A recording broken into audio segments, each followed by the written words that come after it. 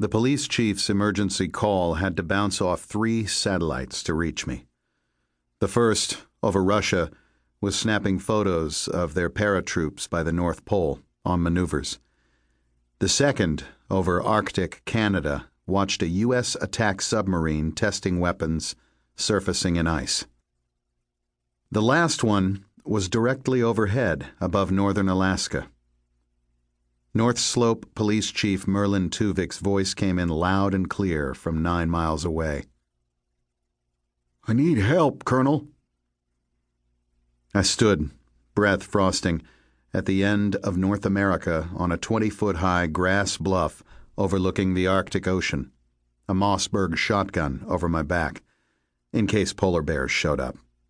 Fire in the air? They usually turn away. My best friend and partner, Marine Major Eddie Nakamura, and I were trying to figure out what had killed the emaciated male bear at our feet. It looked like death by starvation. I wondered if it had been caused by a new germ.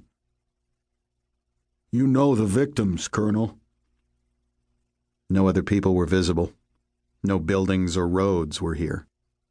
The tundra stretched south for 300 miles to the Brooks Range in October, in a stark, undulating beauty.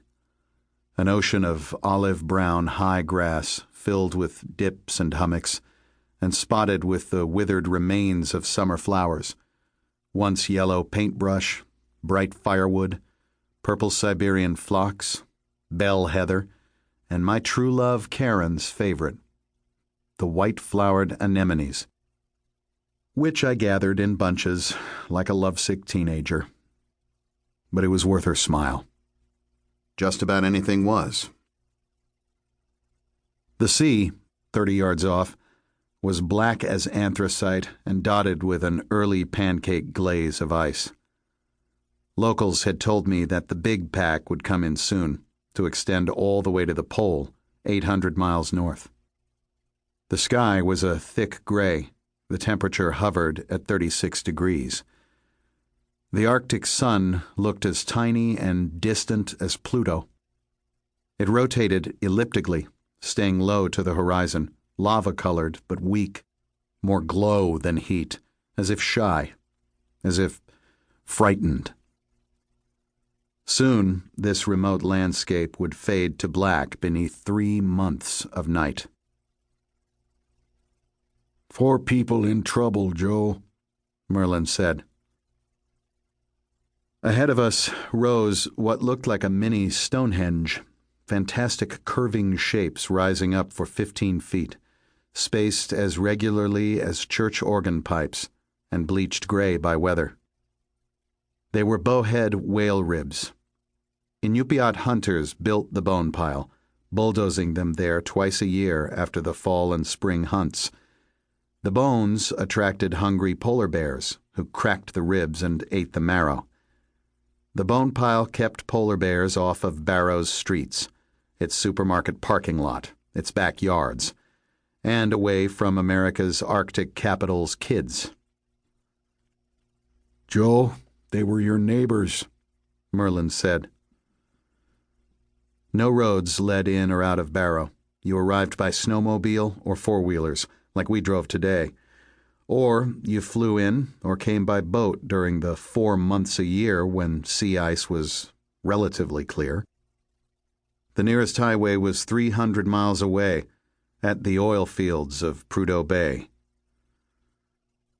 The voice said, "Can you bring your medical gear?"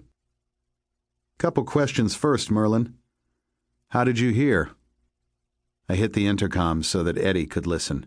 He was kneeling by the carcass, looking up, a small skull saw in his gloved hands and an unrolled scalpel kit in the grass. This bear had been sick. That much was evident from the fur patches stripped away. But what had killed it? Something usual and natural? Or the type of thing we secretly sought? Merlin Tuvik said, "The daughter called me hysterical, screaming about sickness. She was crying too hard to make out words, but then I heard a shotgun, and the call went dead. You called back? Yeah, tried both parents. Her, too. No one answers. What sickness? I felt a wave of fear hit my stomach. I don't know. I could barely hear. It was a bad connection. And there were funny noises in the background.